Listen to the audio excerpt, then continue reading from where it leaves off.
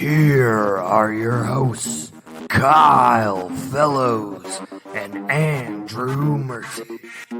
This is the Draft Fellows Podcast.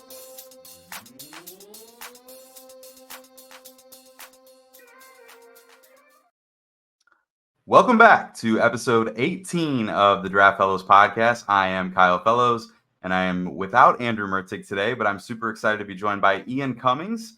Ian is a full-time NFL draft analyst for Pro Football Network. You can also find him on the PFN Scouting Podcast, but we're thrilled to be hosting Ian on the Draft Fellows today. Ian, how are you doing? Doing good.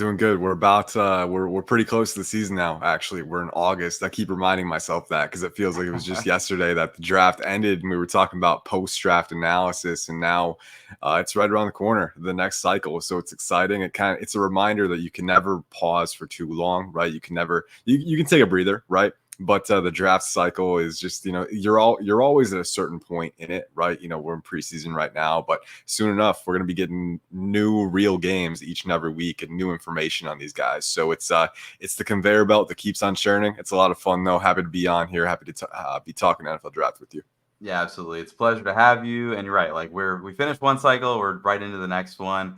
And we've got NFL preseason right on tap. And then, of course, it's like we're getting into this 2025 class here, and many of us have been pretty absorbed in that 2024 class up until now. Andrew and myself are just kind of now turning the page into this 25 class, but someone like yourself, you've kind of been living in the future for a little while now, right? You've been doing some summer scouting, I'm sure, and you're pretty well versed in this 25 class. And so today on the show, we're just going to focus on the bird's eye view of this coming class, and Ian and I could talk about this with you forever. This is what we love to talk about. But we're just going to keep this conversation focused on only the offensive side of the ball, just to give us a little bit of focus so we don't get too far into the weeds and get distracted. But if that sounds good to you, let's get into it. Yeah, for sure. Let's go. And I apologize in advance if I start coughing or whatever. I'm getting over a little sickness I had. My twin brother got married last weekend, so that was a lot of fun. Yeah. I think I caught something at the wedding, though. The past week, I was like, 102-degree fever. It's like cough. So we're on the tail end of it. We're getting there. But if I start coughing all of a sudden, I apologize. I'll apologize. No worries. I'm glad you're on the tail end of that. That's no fun for sure. But the 2024 draft class was pretty loaded, right? There was a lot of debate at the top with the quarterback class, right? Drake May was up there. I was a big Drake May fan, but most had Caleb as the top guy. And then the other four guys kind of slotted in behind Caleb for most people in some order. But the 24 class gave us 5 quarterbacks in the top 10. I know it's super early, but as we kind of head into the fall here, Ian, how is this 2025 class shaping up? How is it being perceived by maybe media or like even around the NFL? What should we expect as we kind of round into the spring next year with the quarterbacks? Yeah, so I'll start with broad scale. I don't think it's right now. It's not close to last year's in terms of the volume at the very top. I was with you. Drake May was very high on my board. He and Caleb Williams were essentially tied for me on my scale. I was a big fan of both guys. They were kind of my 1A and 1B when it came to the QB position. But Jaden Daniels was also a very highly graded QB. JJ McCarthy was, I think, my QB 4, and then I had Bo Nix and Michael Penix Jr. kind of in that. I think I had Penix at QB 5 actually, slightly. Okay. I can't remember. I flip flopped on Bo Nix and Michael Penix so many times. They were very close for me, but contrasting styles, what have you. But they all went in round 1, and they all had at least fringe first round grades for me. So right now with the 2025 NFL draft, the only QB who's a first-round grade for me right now is Georgia's Carson Beck. And there's plenty of time for that to change, right? I think you look at Jaden Daniels as a great example where, going into the season last year, Jaden Daniels, a lot of people had him as a day 3 guy at most, right? He wasn't really on the radar as a bona fide first-round player. And then obviously the Heisman candidacy, the production that he had at LSU in that final year and his game on tape taking another step as well. It helps that you have Malik Neighbors and Brian Thomas Jr., right? But at the same time, it's kind of an exemplification of the fact that, no two quarterbacks have the same developmental arc, and guys can take a giant leap in their final year. Sometimes they stagnate, right? So, you need that last sample to really get that full picture. So looking at this 2025 class, right now, Carson Beck is my only QB with a first round grade. He would grade around JJ McCarthy right now for me, but there's still a full season left to play for him to keep upgrading his game. I like him a lot. He's got anticipation, poise. He's nimble. He's not the most mobile guy, but inside the pocket, he can move, he can maneuver, he can keep himself on his feet. And then he's got the arm talent to throw guys open, well anticipating and progressing through reads too. So I like a lot of what he has to offer. He's my QB1. But at the same time, too, I'm not souring on this class too early because there is still a lot of football left to be played. And I think there are a lot of guys, younger guys like Drew Aller from Penn State, Connor Wegman from Texas A&M, wild cards like Jalen Daniels from Kansas, Jalen Milroe from Alabama, right? Shadur Sanders from Colorado gets a lot of the hype. He's kind of in that conversation too. So a lot of really intriguing passers to me who have the potential energy to rise. Right now, it's just very unstable, very unsettled, and that's okay. I think it's time. This is the exact kind of class that you kind of sit back and see what happens. Okay, so you kind of said it, but there's guys who have potential to rise throughout this process. We have the whole season ahead of us, right? Who is that sleeper right now? Is there a guy who could kind of have that Joe Burrow-like jump, last year, and he comes out and he's awesome? We just didn't see it coming, but it happened. Who's that guy? If you have to call your shot now, like who's that guy this year? Yeah, it's a good question. I'll throw out a couple guys here, if that's allowed. I might be cheating, but I'm gonna do it anyway. Jalen Milroe, I mentioned him from Alabama. I'm intrigued by him. I'm very intrigued by him because you look at what he provides from a physical standpoint. He is an elite athlete. He's around 6'2", 220, and he's probably going to run a 4.4 or somewhere around there. I mean, the vertical speed, the explosion. He's a legitimate running threat. And then his arm talent, he's got a rocket arm. He can generate really easy velocity to all three ranges.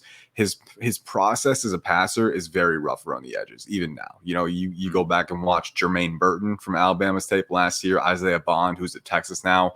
And there was a lot of meat left on the bone in the intermediate and deep passing game because Jalen Milroe was still kind of feeling his way through, right? He was still learning how to see the field.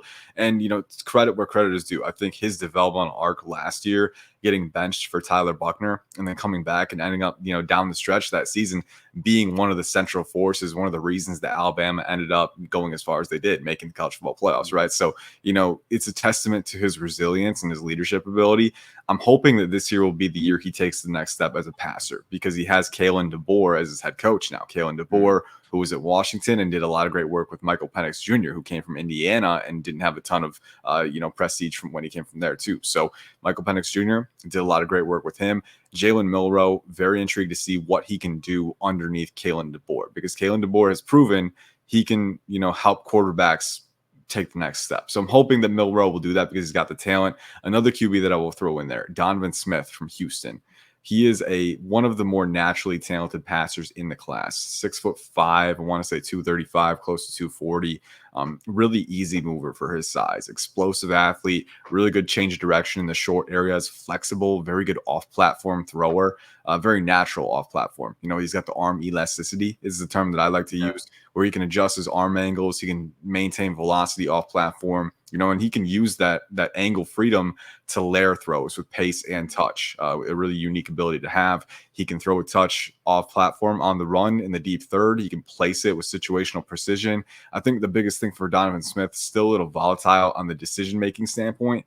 But when I watched his tape, and there were a few games, Texas was a really good game, a lot better than I expected. And in that game, you can see he understands situational leverage. He has really good leverage IQ, both as a pocket navigator and a thrower. And I think those are two things that you can build on, especially when you have such a dynamic physical skill set like he has. So Donovan Smith graded a lot higher than I expected. And he actually enters the cycle as my QB2 on my grading scale. So okay, wow. I'm a big fan of the tools that he has to offer. Jackson Dart from Ole Miss is in that conversation too. But I think it's a lot less settled than people. Everyone knows it's unsettled right now, but there are a few names that I think deserve to be in the conversation that aren't quite at that level yet. And it's going to be really intriguing to see how it all shakes out. Yeah, no, that's going to be fascinating. So Smith, Milroe, we'll see who else rises through this class to be, those sought after quarterbacks that all the NFL teams are going after, right? But let's switch over to running back. At running back, the 2024 class had a lot of really talented guys, but no Bijan Robinson, no Jahmyr Gibbs. So the question is, will we get a better class in 2025? Is there anyone right now that you think has a chance of being a first-round pick? We don't see a lot of those right now in the NFL, right? Like it has to be a special breed of running back to go that high. Is there anybody who could be a first round pick in this upcoming class? There are a few guys who could be candidates for that for sure. And I think even if no one goes in round 1, I think the volume on day 2 will be good enough that it will surpass last year's class anyway. Okay. So I think it's a class with a lot of security. I'll say that. There's a lot of talent. The volume is there. But then the top end guys are very strong too. My RB1 right now entering the cycle is Boise State's Ashton Jeanty, around 5'8". So he's a little shorter, a little bit more well leveraged as a runner, but 217 pounds. That's a rocked up dude at 5'8". And then he's got the explosiveness, he's got the elusiveness, the agility, the contact balance, being able to break tackles and generate missed tackles is something that I really like from his game. Very flexible runner, but then he combines that and compounds it with creative instincts in short areas, really good vision as well. And then he's a really good route runner too. I mean, he has a legitimate route tree where he can separate independently. He can make tough catches. I think he had over 500 yards receiving last year in addition to his rushing production. So this is a 3-down back who has that elite elusiveness and contact breaking skill set as a runner where he can be a true 3-down terror. So Ashton Jeanty, I know physically being at 5'8", 217, not quite the profile that you would expect when you think first round back, but I think he's got that kind of grade. He's almost a blue chip grade from me, so really high grade from my scale. And I really like his game. I think he's a complete back, and I think in the modern NFL, pretty much gives you everything that you want. So I like Ashton Jeanty a lot. My RB2 is Ollie Gordon II from Oklahoma State. Different kind of skill set, but again, really, there's a lot of appeal with him. 6'2", 215, right? And what's unique about Gordon is that he's a long strider when he's in space for sure. Like he can extend his strides, he can chew up some space, he can chew up ground. And at the same time, too, that long striding, that powerful leg churn allows him to finish forward with physicality. But at the same time, I think one of his best traits is how he can use stride variations to really cut tight angles on cuts. He's one of those guys who can reduce so well and use that one cut agility to make guys miss and kind of send defenders into another dimension, right? So, that creative ability for such a long striding athlete is really rare. You don't see it very often. So the fact that Ollie Gordon II has it is one thing that really draws me to him. I don't know if he'll go round 1, but I think he's definitely going to be in that conversation. And if not, early day 2 is on the table for him. Quinshon Judkins is another one. Ole Miss transferred to Ohio State. Yeah. He's more of an early day 2 guy for me right now. I want to see him improve when he has to adapt. I think he has very good vision. My analogy for him is he's a carving knife. I mean, he's explosive, he's energized, and he's got great vision, initial vision. When he sees the hole, he's very efficient working upfield and getting through it.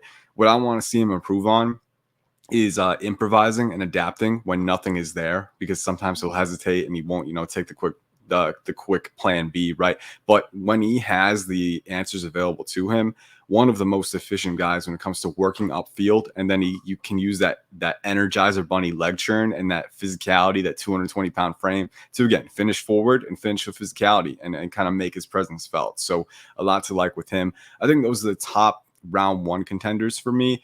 But again, you go down the line, I think the day 2 volume is definitely there in this class. Travion Henderson, his teammate at Ohio State, Damian Martinez, who went from Oregon State to Miami. I like his skill set as a volume back a lot, even if he's not quite as proven as a receiving threat. Amarian Hampton from North Carolina, another fun player. Trevor Etienne from Georgia, Travis Etienne's little brother. Devin Neal from Kansas, I think could be one of the best value deals in the group. And the names go on. I could go on and on. Nicholas Singleton from Penn State, Jaden Ott from California. Needless to say, I think if you were looking for a class with top end talent and volume, 2025 could be the best of both worlds. Yeah. So it sounds like it's going to be a decent class at running back. That's exciting. I'm with you. The Judkins Henderson combo at Ohio State is going to be fascinating. Andrew and I were just talking about this, that is going to be so interesting. Obviously for Ohio State, it's great. How big of a spread? You mentioned Judkins is, I think, you're running back 3 right now, headed into the season. Is there a big discrepancy between those 2 players right now? Is there a world where Henderson edges him as far as, because everybody loved him in this last class, but this last class was a different, there was a little bit of there was a talented group, but maybe not the top that we've seen in the last couple of years. Could Henderson catch Judkins and actually overtake him in draft position, or is that pretty much Judkins is the more talented player at this point?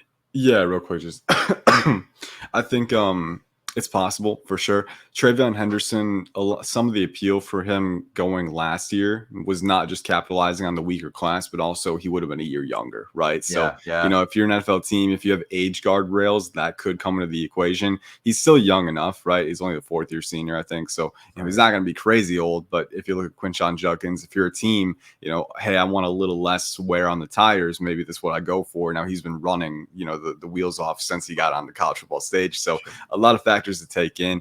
I don't think that'll be too big of a factor. I think for me, there is a possibility that Henderson overtakes him just because I do like what Henderson provides as a receiving threat a little more than Judkins right now. I think this is it's a good opportunity for Ohio State to kind of get that, not thunder and lightning, but I think Judkins is more predisposed to be that early down presence, while Henderson is that versatile, dynamic 3-down, 2-phase guy, right?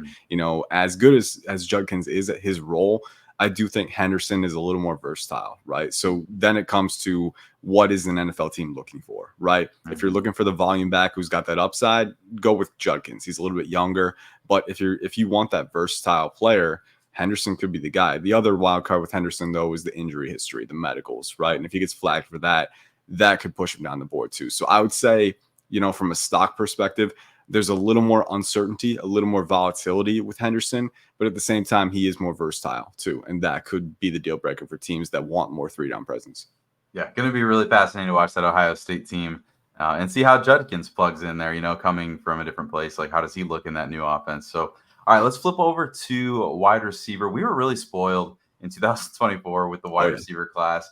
We try not to throw around generational, right? This is not a word that we try to just throw out there, but Marvin Harrison is a really special prospect, one that is pretty unique to what we've seen in a long time. Malik Neighbors, Rome Odunze, also phenomenal prospects in their own right. And it sounds like they both hit the ground running there in training camp.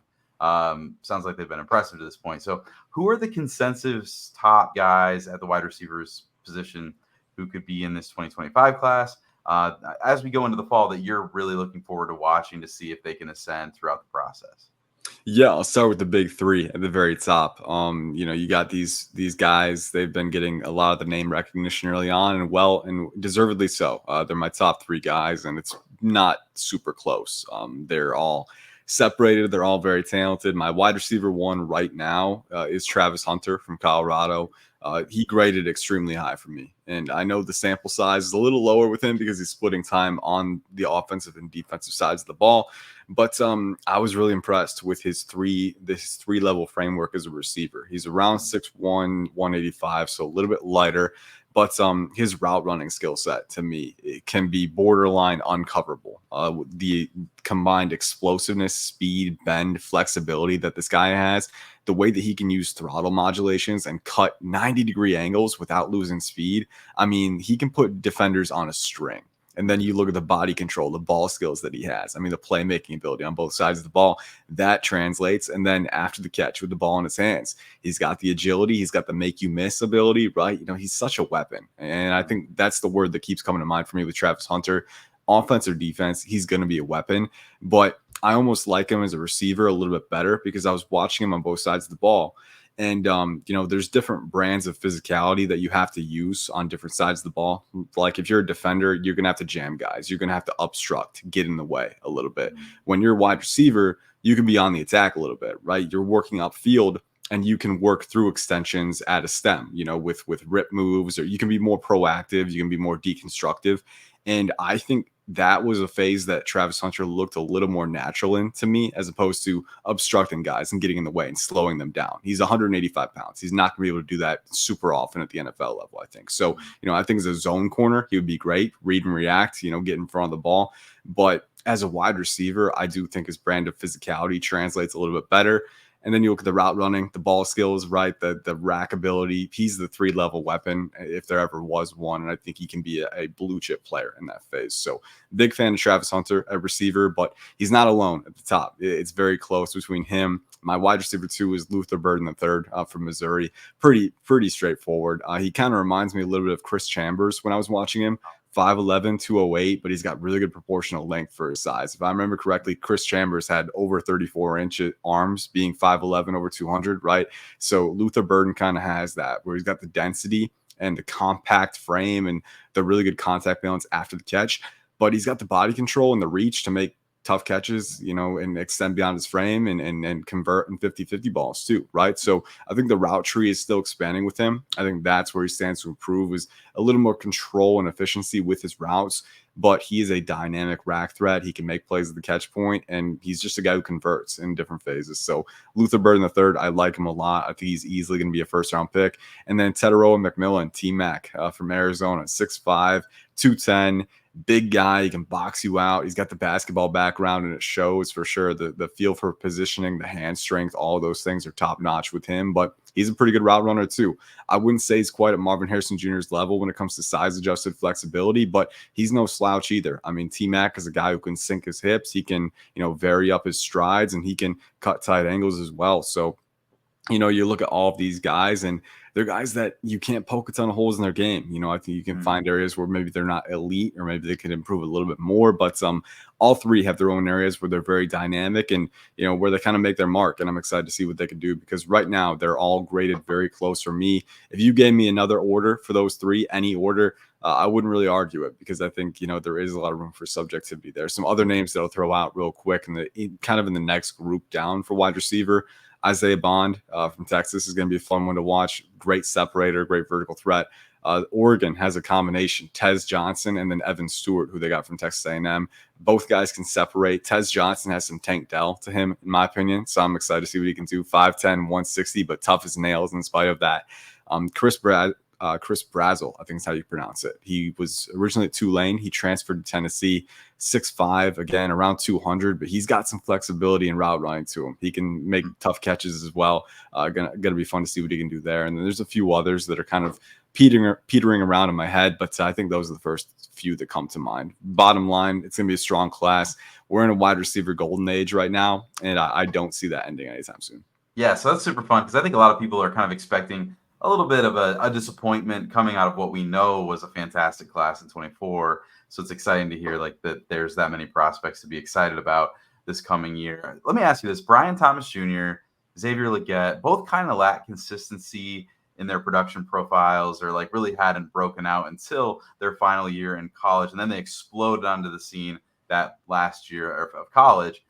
I just want to give you a chance to call your shot again. Is there anyone just kind of flying under the radar that you think right now is someone we should expect to maybe have that kind of a unexpected breakout season in 2024? That's a good question. I would throw out Brazel again, just because he didn't produce in an elite level at Tulane. I think he had under 50 catches, under 1,000 receiving yards. So he's a guy that might fly under the radar a little bit while he's entering the fold, and then break out, because I do think he has the route running skill set. There are a few others that I'll throw out there.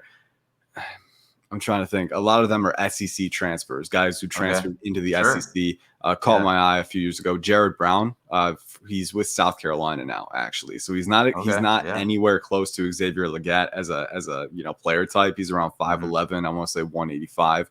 But Jared Brown caught my eye at Coastal Carolina, because they would scheme him touches, and he is very elusive, very explosive. He's got some slippery rack ability to him. I think in the modern NFL, where you scheme touches to your weapons, Jared Brown really makes a lot of sense within that mold. So I like Jared Brown a lot for South Carolina. Another group of 5 to SEC transfer, Jamori Macklin, who is the younger cousin of Jeremy Macklin, actually, a wide receiver. Oh, wow. He's at Kentucky now. So he actually did break out. He broke out for North Texas. I think he caught a little bit over 50 catches, over 1,000 yards. So big play threat, explosive. He's got enough speed for sure, but he's a very good route runner as well. His separation ability, his short area twitch, all of those things are very strong with him. So Kentucky has a few guys. They got Dane Key, they got Berrien Brown, but do not sleep on Jamori Macklin, because I think he has a very translatable skill set. Those are 2 guys for me. I'm sure there'll be more that I'll think about, and then I'll come back on the pod. I'll think back and be like, oh, I should have said this guy. Yeah. But that's the nature of the wide receiver position. There's always a lot of depth there. So bottom line, overturn any rock you can. There's a lot of names to know. Yeah, and that's the fun of it, right? We don't see these guys coming because they haven't done it before, and then all of a sudden they're the top of the class, and it's a lot of Mm. fun. So my co-host and I were talking about this tight end class and how there doesn't seem to be any household names at the tight end position heading into this 2024 college football season, and maybe that's our misconception. We talked about Colson Loveland at Michigan, but it kind of feels like there's a little bit of ambiguity to who's going to be at the top of this tight end class. Do you feel differently than that, having done your summer scouting? Are there some tight ends that we should be pretty excited about, or is this just kind of a group that hasn't really settled out much yet? I do think the volume, I think once you get past the top few guys, and Colston Loveland especially, I mean, he's tight end one for me, and there's not really an argument there. But once you get past the top few, there is some uncertainty. And I'll be honest, I got to keep diving into the tight end position. There are a few guys that I haven't gotten to that I do want to get to and get evaluation on. What my impression has been so far is you've got Colston Loveland, who's definitely a first-round player, in my opinion, top 20 prospect for me. Wow. I really love the separation framework that he has. 6'5", around 245 or so, right? He is one of the most fluid athletes that I've seen at that size. And I think that really helps him, his route tree. I think he's got a full route tree. He can separate. He can sustain acceleration through transitions. And he can make tough catches at the catch point, too. He's got the body control, very flexible when it comes to that phase as well. So to me personally, if you're looking for a guy who can be a mismatch generator at tight end in the receiving phase, Colston Loveland is near the top of the list for you. I think Brock Bowers was a superior rack threat, but I do think Colston Loveland, when it comes to separating independently and being that mismatch generator, he can be pretty special. So I like him a lot. I think he can definitely be that guy at the tight end spot in this class. After him, I have a few guys who are challenging for day two capital. Two guys that are right now in the day two range for me: Terrence Ferguson from Oregon and Luke Lachey from Iowa. Lachey is going to be a little bit of an older prospect, and then he's also coming off a major knee injury. So want to see how he rebounds from that. That will be key. But if he can rebound, I do like his ability as a seam buster, as a blocker. I think with that dual-sided ability, he's got utility. He's a little bit more linear as a player, doesn't have a ton of lateral agility or foot speed, but I do think Luke Lachey has the body control, the toughness at the catch point, the instincts to position himself and get his hands in the right spot. And then he's got the hand strength too. I think he's got the explosion, gliding athlete on the vertical plane. So a lot to like within that confined role. I think Terrence Ferguson from Oregon has a little bit more versatility with how you can use him as a route runner. I think he's got the short area twitch, the foot speed at around 6'5", 250. And then he's a very good blocker too. He's alignment versatile. He's physical. He can make tough catches in the red zone as well. So there's some red zone utility there with him. Over the middle, chain mover. One of those guys who can be a pretty solid target funnel, but then also provide value on running downs too. So Terrence Ferguson from Oregon, I like him a lot. There's a few other names there. I think Mitchell Evans from Notre Dame is a popular one for people. I know Michael Mayer, after kind of taking the reins from him. A lot of people are seeing that. Mitchell Evans is more of an early day 3 for me right now. But I do think if he can improve his blocking ability, I do think he has the merit to potentially sneak into the top 100.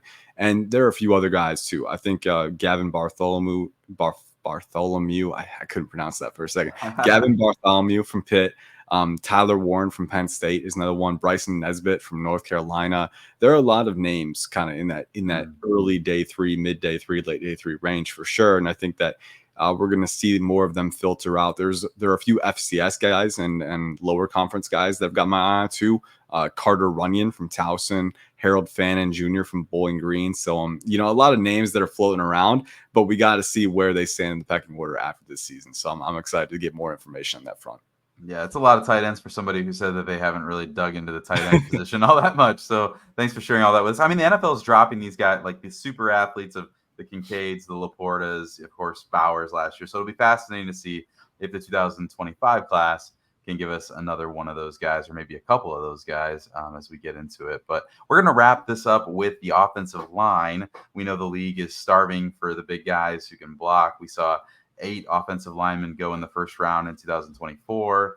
We know that the NFL is going to draft some big guys early. So who are the offensive line prospects that we should know about at this point? Obviously, it's early. Who are the guys who have the best chance to be those first round picks next April? Yeah, for sure. I would say if you want to cover, if you want to be efficient with the ground that you cover, go to LSU. They got two guys at left tackle and right tackle who could be first round picks. I think both of them. Will Campbell at left tackle is a really fun player. 6'6", they're both around 6'6", 320. I think Emory Jones Jr. on the right side has a little more mass on his frame.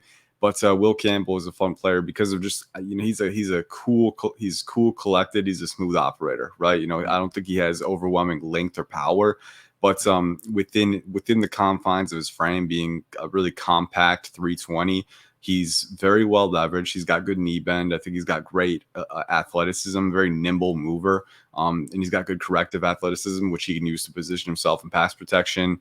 Tight hands, wide base. He subscribes to that ideology, which you'd like to see. And then he can drive through in the run game with that compact power element too. So Will Campbell, I like him a lot if you're looking for that smooth operator, that guy who's going to give you that high floor. And he's not going to, you're not going to have to worry too much. He's not flashy. He doesn't have crazy tools or anything, but he's athletic enough. He's mobile enough, and he's very calm, collected, balanced, all those things. Emory Jones Jr. on the right side for LSU is the powerhouse. He's the guy who, once he latches, you're not getting through. I mean, just brute strength at the point of attack, brute anchor strength, really good core strength. He can suffocate power rushes, but he's got the length to really pack a punch at contact as well with full extensions. So a fun player. I think Will Campbell is a little more mobile than he is, but Emory Jones Jr. is still very explosive, mobile enough in short ranges with that foot speed. And then at the same time, too, he can drive power in the run game. He can displace guys if we need him to. So Emory Jones Jr. is actually my OT1 right now.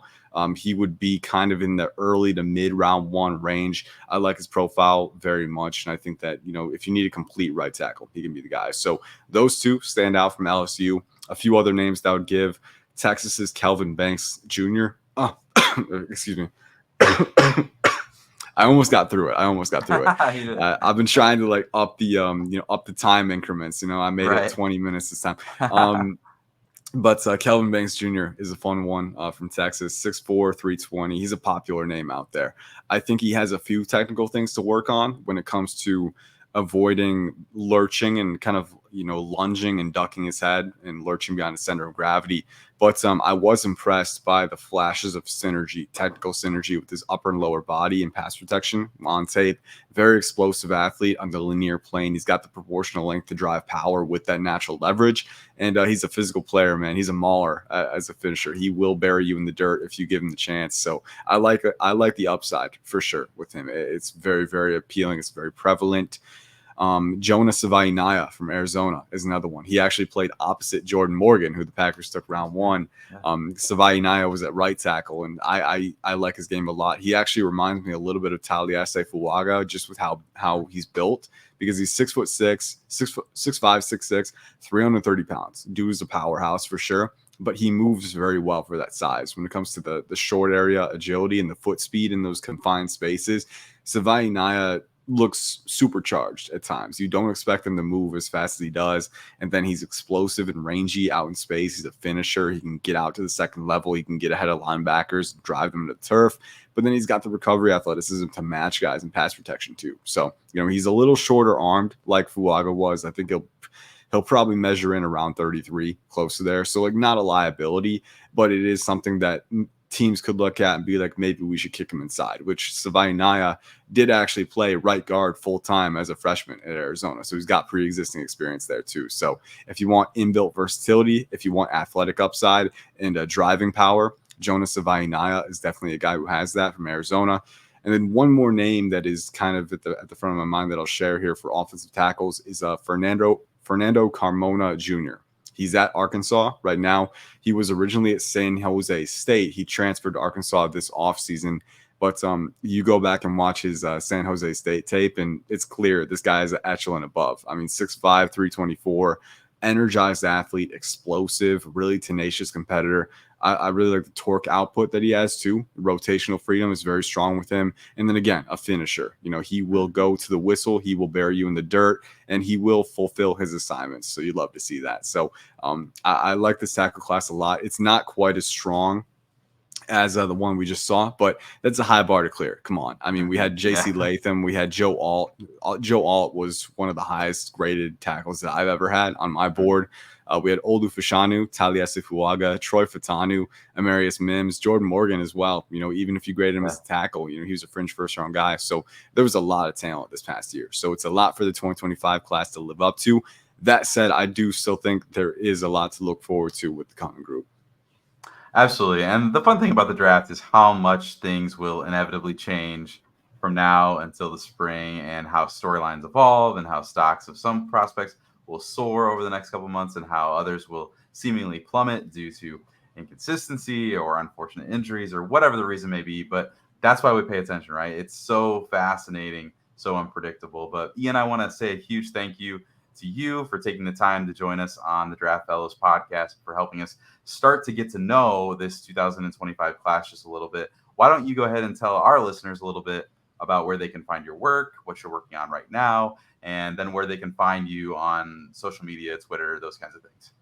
Yeah, for sure. So you can find my work at Pro Football Network at PFN 365. That's where we got scouting, analysis, and rankings and all that good stuff. We'll be updating it as the season gets closer. You can find me on social at IC_draft on X, formerly Twitter. I've been a little inactive with the summer, trying to get away from it, but we're going to get back into gear here. We're going to start posting a little more, and I'll try and get some film breakdowns on there. It's going to be a good time for sure. We got a lot of football left to play. And pretty soon, sooner than most of us expect, it's going to hit hard, and it's going to be full swing in the season. So it's going to be fun.